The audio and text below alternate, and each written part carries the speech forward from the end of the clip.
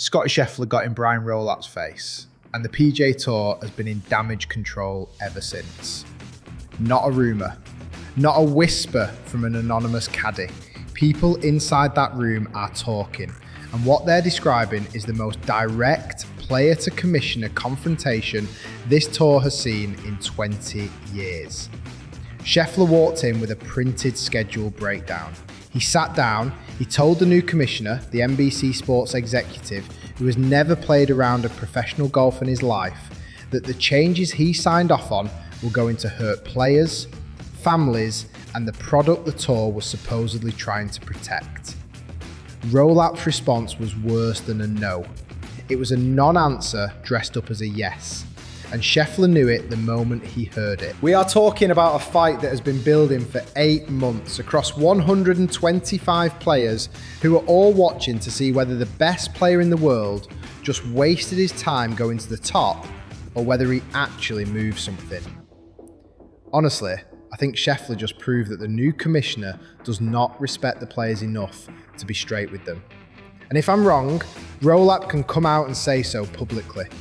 Is Scheffler right to go directly at the commissioner, or does that make things worse for every other player on tour? Drop it in the comments right now. Subscribe, because Rolapp's response is coming and it will not be quiet. Brian Rolapp took over as PGA Tour commissioner this year after what he does not know is what it costs a player personally to fly from Phoenix to a mandatory sponsor event 5 days after finishing a tournament in San Diego. The schedule change that triggered this was specific. Rolapp's team compressed 3 events into back-to-back-to-back weeks in the January to March window, cutting a recovery break that players had used to prepare physically and get home to their families. No travel gap, no rest week, just 3 tournaments stacked in a row. The tour held a committee meeting. Players were technically consulted. The decision was already made before anyone walked into that room. He is also one of the least political players on tour. Christian, family man, deflects controversy in press conferences with a kind of calm that reads, in this sport, as almost unusual. So when Scheffler walked into a meeting with Rolapp and reportedly told him directly with printed documentation on the table, I cannot build a season around this schedule and neither can the guys below me on this tour, that was not a moment of frustration from an entitled superstar. That was a business argument from the player the entire tour depends on to fill leaderboards on Sunday afternoon. His team put together actual numbers. The compressed January to March window compared to what Rolapp said back, and this is the part that got back to the locker room, was something along the lines of the tour needing to serve the broadcast partners and the overall commercial structure. A broadcast answer for a human problem. That is the sentence that spread through the player base faster than anything that happened in that meeting. Not because Rolapp was being cruel, because he was being honest about the priority order, and the players who heard it understood exactly where they ranked. Broadcast partners first, schedule logistics second, player families somewhere after that. You are 32 years old. You have 2 kids under 5. You told your wife in November that February was going to have a rest week. The schedule said so. You planned around it. Your kid's school has a thing that week. You said you'd be there. Then a memo arrives in December saying the rest week is gone. You didn't get a call, you got a PDF. And when the best player in the world goes to the commissioner personally to raise that exact issue with a printed breakdown in a face-to-face meeting and comes back with a broadcast explanation, you know exactly what that means for the next time anyone asks for your opinion on a scheduled decision. It means your opinion is theatre. Was Scheffler right to go directly at Rolapp, or should player grievances move through the Players Advisory Council the way they're designed to? And does the answer change when you know the pack meeting happened after the decision was already locked? Drop it below. I read every single one. Go back to 2022. The live money was real, not theoretical. Players in the top 50 were getting phone calls with numbers they had never heard attached to their names. Greg Norman's people were patient. They were not applying pressure, they were waiting.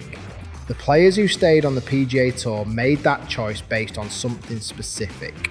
Not just the prize money increases, which were real, not just the elevated events, which were real too. They stayed because the tour made a promise that sounded genuine at the time. The promise was, you will be partners, not employees.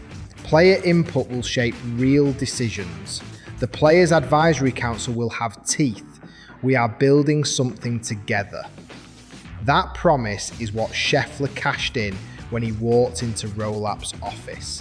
He wasn't going rogue, he was using the access the tour promised players at the top of the game, and he got a broadcast answer. The broadcast partner that pushed hardest for the compressed January to March window, more events, tighter calendar, no rest week, is the same network whose executives are currently sitting across the table from the tour in the PIF framework deal negotiations. Read that again. The people demanding the schedule Scheffler just fought against are the same people the tour is trying to impress to close a deal worth north of $2 billion. So when Rolapp gave Scheffler a broadcast answer, he was not dismissing the players casually. He was protecting a negotiation that determines the tour's financial survival for the next decade. The broadcast partners are the leverage point in the most important deal the tour has ever tried to close. Scheffler doesn't have $2 billion on the table. CBS and NBC do. That is the real calculation running inside Rolapp's office. And it means that every player complaint, no matter how legitimate, no matter how well documented, no matter who delivers it, gets filtered through a single question first. Does this affect the network deal?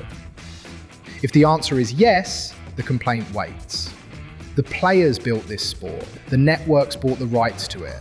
And right now, the networks have more leverage than the players do. That is not an accusation. That is just what happened when the tour needed a $2 billion partner to survive the live war.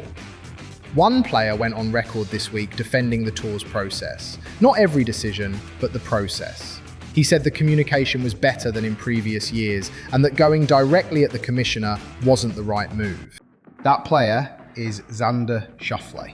Two-time major champion, 2024 Open and PGA champion. Not a company man, he has been critical of the tour before. When Xander says something sounds okay, it usually means something. He told Golf Channel, I think there's a process and I'd rather see that process play out. I don't think going directly at the commissioner in that way is the right move. That is a reasonable position from a player who trusts the institutional process. But here is where Xander's defence runs out of road. He wasn't in that meeting. He is defending a process he didn't witness. And this matters. Scheffler doesn't have young kids yet. The January travel burden that hits a player with 2 children under 5 in Texas does not land the same way for a player at a different life stage. Xander is defending the schedule. The players who are most affected know the difference. And they're watching to see whether Schauffele's version of events or Scheffler's version of events is the one that actually changes what happens next year. Is Scheffler fighting a battle that needed to be fought directly? Or is Schauffele right that the process should have played out first? And does it change your answer knowing the committee meeting was scheduled after the decision was already made? Drop it in the comments, be honest.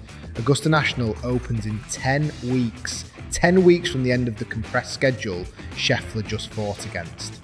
The last time a significant player tour dispute was still unresolved heading into Masters Week, the LIV eligibility fight in 2023, Augusta's press centre became the story. The chairman had to make statements. Every presser opened with tour politics instead of golf questions. Augusta does not enjoy being a backdrop for tour drama. They have made that clear repeatedly over decades. They run their tournament the way they want to run it, and controversy that originates outside their gates is something they manage very carefully. But here is the number that should concern Rolapp's team.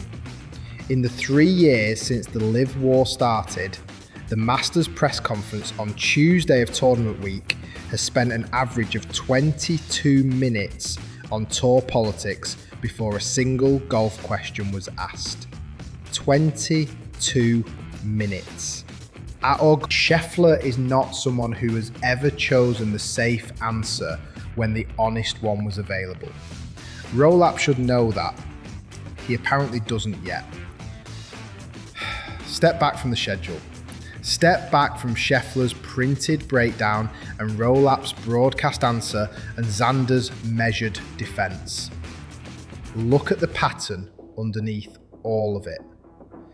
Every time the PGA Tour faces a genuine player complaint, not a media controversy, not an external threat, but an internal complaint from people inside the ropes, the response follows the same structure. Acknowledge it. Point to the committee meeting. Confirm that players were consulted. Move forward with the original decision. The consultation is technically real. A meeting happened, players were in the room, but Scheffler figured that out, and instead of going through the process one more time, he went around it. He went directly to the top, he brought documentation, he asked for a straight answer, he got a non-answer dressed as a straight answer. When the best player in the world stops trusting the process is already broken. That is the actual crisis here. Not the January schedule, not the compressed travel window. The crisis is that Scottie Scheffler, the player the tour needs most, the player whose face is on every broadcast package, the player whose name in the field adds more viewer value than any other active golfer, walked away from that meeting less convinced than when he walked in. Rolapp has been commissioner for months. His first real test with the top of the player base. In player politics, quiet does not mean resolved. It means the conversation moved somewhere else, somewhere Rolapp can't see and can't manage. Is Brian Rolapp building a tour that works for the players or a broadcast product that uses the players to sell ad time? There is a difference. Drop your answer right now. Here's the one moment that decides everything. Augusta, Tuesday. Scheffler's first press availability of Masters Week. The question will come, it always comes. How was the start of the season? Did the schedule work for you? Scheffler has two answers available. The safe one that protects the tour, and the honest one that describes exactly what happened in that room with Rolapp. If he gives the safe answer, Rolapp wins this round. The compressed schedule stays next year. The process grinds forward. If he gives the honest answer, this is the only story out of Augusta on Tuesday. Every golf writer in the world runs it. Rolapp spends the first week of the major season answering questions he is not prepared to answer in public. That is the situation one scheduling memo created. My verdict, one sentence. Rolapp picked the wrong fight with the wrong player at the worst possible time in his tenure. If you want the breakdown of what Scheffler says at Augusta and what it means for the next 4 years of this tour, subscribe. Because that Tuesday presser could change how this sport is run for a decade. This story is not over.